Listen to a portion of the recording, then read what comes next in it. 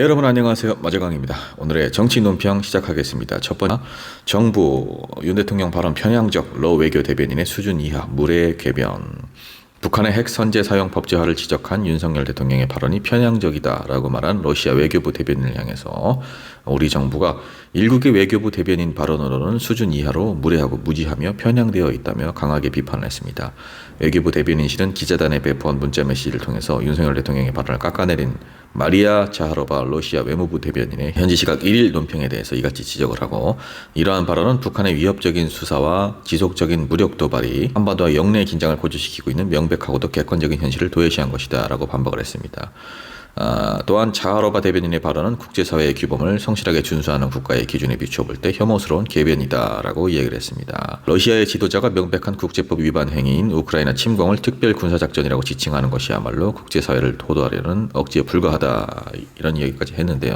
북한 정권은 전 세계에서 유일하게 핵무기 선제 사용을 법제화한 비이성적인 집단이다, 이런 발언을 이제 윤석열 대통령이 좀 한 적이 있는데, 이걸 갖고 이제 러시아가 비판을 하니까 맞받아친 거죠.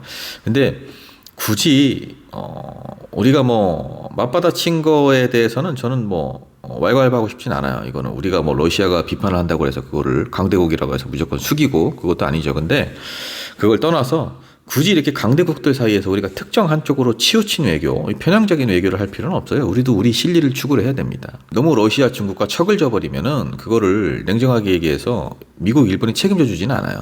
미국은 우리의 든든한 우군이자 동맹이지만 그렇다고 해서 미국의 적대국들과 더군다나 우리와 인접한 강대국들과 척을 져버리면은 저들에게도 빌미를 주는 것밖에 안 되는 겁니다. 러시아, 중국 같은 나라들과 적당한 관계를 유지를 하면 저들도 북한과 우리가 문제가 발생했을 때 한 발 빠지거든요. 근데 지금 아니잖아요. 정치와 외교를 함에 있어서 실리와 이념이 적당하게 버무려져야 되는데 실리를 빼고 너무 이념만 추구를 하니까 이렇게 되는 겁니다. 그 결과는 결국에는 한반도의 긴장 강화죠.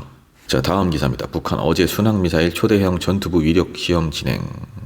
북한 조선중앙통신 순항미사일 초대형 전투부 위력 시험과 신형 반항공 미사일 실험 발사를 어제 진행을 했다고 보도를 했습니다. 북한 미사일 총국은 대변인 발표를 통해서 어제 서해상에서 이 같은 시험을 했다. 해당 시험들은 신형 무기체계들의 기능과 성능, 운용 등 여러 측면에서의 기술 고도화를 위한 총국과 관하 국방과학연구소들의 정상적인 활동의 일환이다. 공개된 사진에는 순항미사일이 낮게 날아 육지에 있는 목표 건물을 타격해서 폭발하는 장면이 담겼습니다. 시험 발사 장소와 비행시간 등 세부 사항은 공개되지가 않았고요. 앞서 어제 우리군 탐지 자산이 포착한 순항미사일 비행시간은 몇십 분 정도에 그쳤다라는 거죠. 사거리도 지난달 30일에 화살 2형 발사 때부터 짧았는데 이는 기존에 발사된 순항미사일보다 탄두의 크기를 키웠기 때문으로 추정이 된다라는 거죠.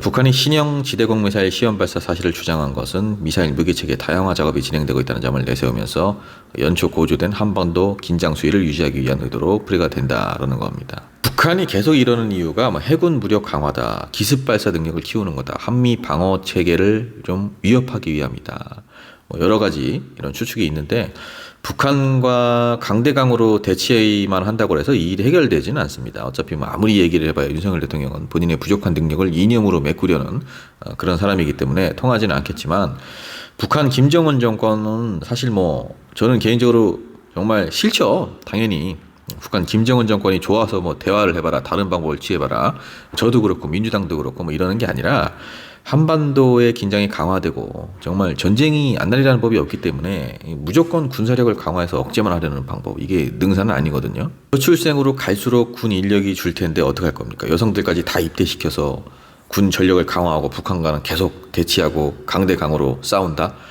주구장창? 이것도 아니죠. 효율적으로 가야 된다는 얘기입니다. 당근과 채찍을 병행을 해야지 채찍만 준다고 될 일이 아니라는 거죠.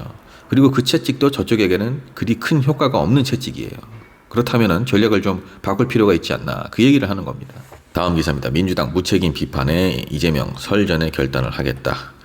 총선을 68일 남기고 열린 민주당 최고위원회의, 비례대표 선거 방식을 놓고 친명계 정청래 의원이 주장해온 전 당원 의견 수렴에 대해서 고민정 의원이 쓴소리를 쏟아냈습니다. 저희 지도부가 결단을 내려야 할 때입니다. 전 당원 투표에 기대어 결정하는 것은 책임을 전가하겠다는 것으로 무책임한 행동으로 보입니다. 이후에 강선우 민주당 대변인 허심탄회한 소통이 있었고 선거제도 관련해서 당의 입장을 정하는 권한을 이재명 대표에게 위임하기로 했다라는 건데, 전 당원 의견 수렴에 대해서는 공약 파기, 책임 회피라는 지적이 있었기 때문에 당 안팎에서 제기가 됐기 때문에 이 점도 감안한 결과로 풀이가 된다라는 겁니다. 결국에는 이재명 대표 측은 선거제를 둘러싼 모든 정치적 부담을 대표가 지겠다라는 의미로 설명을 했고 최고위원들에게 설 전에 결단을 내리겠다고 말한 걸로 전해졌다라는 거죠. 당내에서는 비례의원을 다수 배출할 수 있고 지역주의 완화 효과가 있는 권역별 병립형 비례제로 기울었다라는 관측이 많습니다. 국민의힘은 연동형 비례제를 약속했다가 다시 병립형을 고민 중인 이 대표를 꼬집어서 비판을 한다. 모든 결정을 이재명 대표에게 맡긴다. 지금 이 기사에 나왔듯이 당원 전체 의견 수렴 방안은 결국에는 이제 무산됐죠. 책임을 회피하려 한다. 이렇게 비명계에서 비판을 해서 결국에 이렇게 된 것 같은데, 책임을 피하려는 것보다는 전체 당원의 의견을 수렴하는 것도 저는 나쁘지 않다고 보거든요.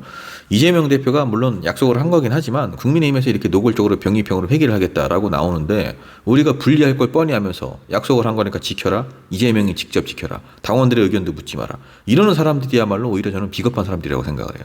이재명 대표가 병립형으로 가기로 결정을 했다. 가정을 하면 또 두고두고 이재명 대표에게 거대 양당 체제를 유지하려고 기득권을 안 내려놓았다느니 소수 정당들을 묵살하려 했다느니 이럴 거 아닙니까? 연동형으로 갔다가 의석을 뺏기면 무능력하다. 거봐라. 이재명 체제로는 안 된다고 하지 않았냐. 사법 리스크 때문이다. 이럴 게 뻔한 거 아닙니까? 너무 눈에 뻔히 보이는 거죠. 국민과의 약속은 물론 중요합니다. 그러나 윤석열 정권을 심판하고 견제하는 것 또한 그 못지않게 중요한 국민들과의 약속입니다.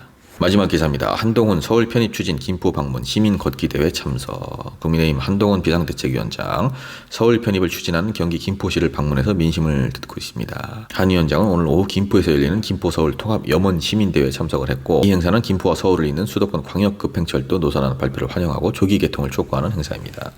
국민의힘 UCT 프로젝트 특별위원회는 지난해 12월 김포 구리에 대한 서울 편입 특별법을 발의를 했습니다. 한동훈 위원장은 어제는 구리를 방문했죠. 구리에서는 서울 편입을 원하는 분들도 많이 있다라고 강조를 했고요. 오늘은 이제 지역 시민의 의사를 충분히 존중해서 당파성이라든가 누가 먼저 주장했는지 따지지 않고 그 뜻에 맞춰서 실효적이고 적극적이고 신속하게 진행하겠다는 약속을 드린 것이다 라면서 다시 한번 서울 편입 추진 의지를 재확인했다라는 겁니다. 어제 구리에 이어서 오늘은 김포 방문. 이게 너무나 진정성 없는 행보라는 것이 서울 편입을 원할 수 있어요. 김포나 구리 시민들이.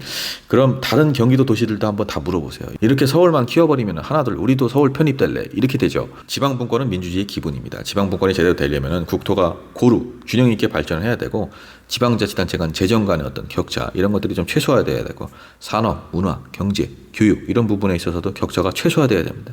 가뜩이나 서울로 젊은 인구가 계속해서 유입되고 있고 지방은 점점 대학도 사라질 정도로 이렇게 소멸 위기에 그리고 고령화도 심각해지고 있는 상황에서 경기도 주요 도시들을 서울로 다 흡수해서 서울만 더 키워주고 그리고 남은 경기도 도시들은 두 개로 나눈다. 이게 얼마나 무모한 일인지 지켜지지도 않을 일이고요. 수도권 시민들의 상황을 정말 교묘하게 악용을 해서 표심을 얻으려는 대한민국 역사상 정말 손에 꼽을 만한 최악의 공약입니다. 자, 여러분 오늘의 정치 논평 여기까지입니다. 평안한 토요일 밤 보내시고요. 마재강TV 구독, 좋아요 부탁드립니다.